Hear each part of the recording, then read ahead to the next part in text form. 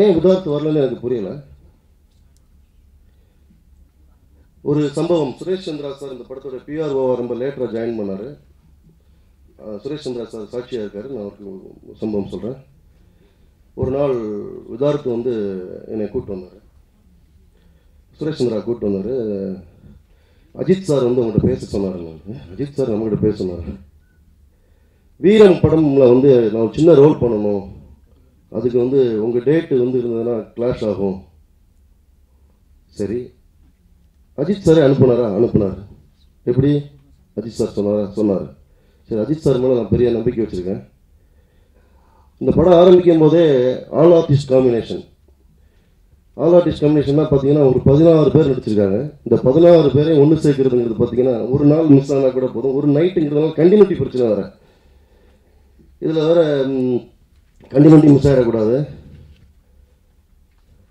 அப்போ நாங்கள் என்ன பண்ணுவோம் அப்படின்னா, திரும்ப எல்லாரும் ஒன்று சேர்க்கறதுக்கு திரும்ப 6 மாதம் வெயிட் பண்ணுவோம். இப்போ வீரம் படமில் பண்ணணும் அப்படின்னு கேட்டார். அப்போது நான் ஆல் ஆர்டிஸ்ட் காம்பினேஷன் வந்து டிசம்பரில் இருக்கிறத வந்து நான் அப்படியே பிரேக் பண்ணிட்டு, நீங்கள் அந்த படம் நடிங்க, நான் பரவாயில்லன்னு சொல்லிட்டு நான் அந்த படத்துக்கு போனேன். திரும்ப நான் ஆல் ஆர்டிஸ்ட்டை சேர்க்கறதுக்கு 6 மாதம் ஆச்சு. ஸோ இந்த படம் டிலே ஆகிறதுக்கு ஒரு 6 மாதம் அப்படி போச்சு. அதுதான் முக்கியமான காரணம். ரெண்டாவது என்னென்னு கேட்டிங்கன்னா, எனக்கு டிலே அப்படிங்கிறதுல நம்பிக்கையே இல்லை. சேதுங்கிற படம் 150 ஷோ ஓடிச்சு, பத்திரிகை நண்பர்கள் எல்லாருக்குமே தெரியும். ஒருதலை ராகம்ங்கிற படம் டி ராஜேந்தர் அடிக்கடி அவரோட எக்ஸ்பீரியன்ஸை ஷேர் பண்ணிட்டே இருப்பார். 200 காட்சிகள் ஓடின படம், பெரிய ஷோ வந்தது. ஸோ ஜனங்க தான் தீர்க்கதரிசிகள், யாருமே தீர்க்கதரிசிகள் கிடையாது. ஜனங்க வந்து நிச்சயமாக வந்து அவங்களுக்கு பிடிச்ச ஒரு புதுமையான ஒரு அனுபவத்தை வரும்போது, ஏன்னா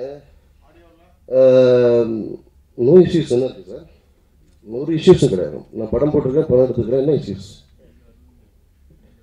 இஷ்யூஸ் ஒன்றுமே இல்லை. வந்து ஸோ இந்த தயாரிப்பாளர்களோட வழியை புரிஞ்சுக்கணும்னு கேட்குறேன். அது வேறு ஒன்றுமே கிடையாது. தயாரிப்பாளர்கள் வழி என்னன்னு கேட்டிங்கன்னா வந்து நீங்கள் படத்துக்கு, ஏன்னா இப்போ அஜித் சாரை பார்த்து நிறைய பேர் வந்து என்னென்னா அஜித் சார் ஆசைப்படுறாங்க. அஜித் சார் ஆகலாம், பட் அஜித் சாரோட இமேஜ் வேறு, ப்ரமோஷனுக்கு வரலங்க.